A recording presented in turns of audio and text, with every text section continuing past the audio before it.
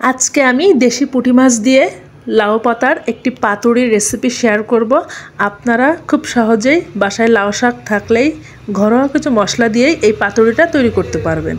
গরম গরম ভাতের সাথে এই রকম পুঁটি মাছের পাতুড়ি একেবারেই জমে যাবে। আমি খুব সহজেই রেসিপিটি দেখিয়েছি, চলুন তবে দেখে নেই মূল রেসিপিটি। আমি শুরুতেই এটা তৈরি করার জন্য নিয়ে নেব দেশি পুঁটি মাছ। আমি 250 গ্রামের মতো পুঁটি মাছ পরিষ্কার করে কেটে ধুয়ে নিয়েছি এবং পানিটাও ঝরিয়ে নিয়েছি, এতে কোনো প্রকার পানি থাকা যাবে না। এখন দিয়ে দিচ্ছি লবণ, এখানে হাফ চা চামচ, হলুদ হাফ চা চামচ এবং মরিচের গুঁড়া দিয়ে দিচ্ছি হাফ চা চামচ এবং এখানে দিয়ে দিচ্ছি একটা পেঁয়াজ, একটা রসুন এবং হাফ চা চামচ জিরা। আমি শিলপাটায় বেটে নিয়েছি, আপনারা ব্লেন্ডারও ব্লেন্ড করে নিতে পারেন। আসলে মশলার পরিমাণটা আপনারা মাছের পরিমাণের সাথে অ্যাডজাস্ট করে দিবেন। কাঁচামরিচ বাটা দিয়ে দিচ্ছি 1 চা চামচ মতো এবং 1 চা চামচ মতো দিয়ে দিচ্ছি সরিষা বাটা। সরিষা বাটা দিলে এই মাছটা খেতে অনেক বেশি ভালো লাগে। আমি হাত দিয়ে সমস্ত উপকরণ আমি মাছের সাথে খুব ভালো মতো মেখে নিচ্ছি। আমি এখনও এখানে একটি উপকরণ যোগ করব, সেটা হচ্ছে তেল। আপনারা চাইলে এখানে সরিষার তেলও যোগ করতে পারেন, তবে আমি সয়াবিন তেল দিয়ে দিচ্ছি। সয়াবিন তেল 1 টেবিল চামচ মতো দিয়েছি। তেলটাও খুব ভালো মতো মাছের সাথে মিশিয়ে নিয়েছি।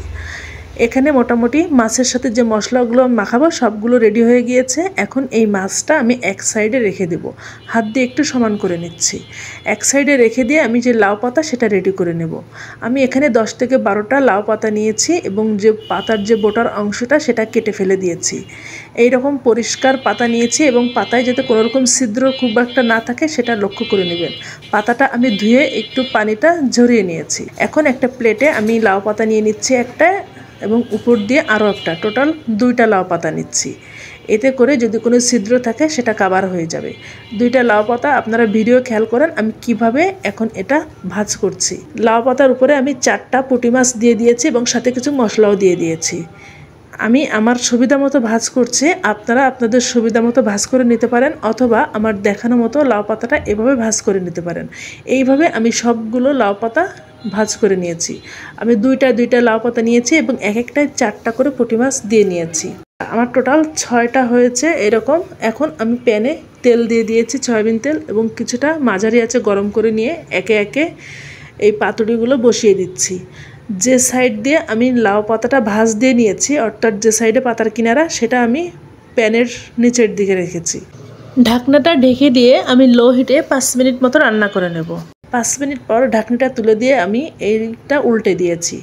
উল্টে দিয়ে আমি আবারও ঢাকনিটা ঢেকে দিয়ে রান্না করব। আমি টোটাল 12 মিনিট মতো রান্না করেছি এবং চুলার আঁচটা পুরাটার সময় ছিল মিডিয়াম টু লো হিটে।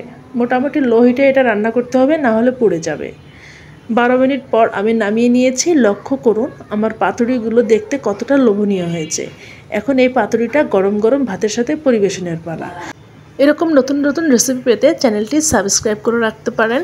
আর ভিডিওটি কেমন লেগেছে আপনাদের সেটা কমেন্ট সেকশনে আমাকে জানাতে পারেন। ধন্যবাদ এতক্ষণ আমার সাথে থাকার জন্য।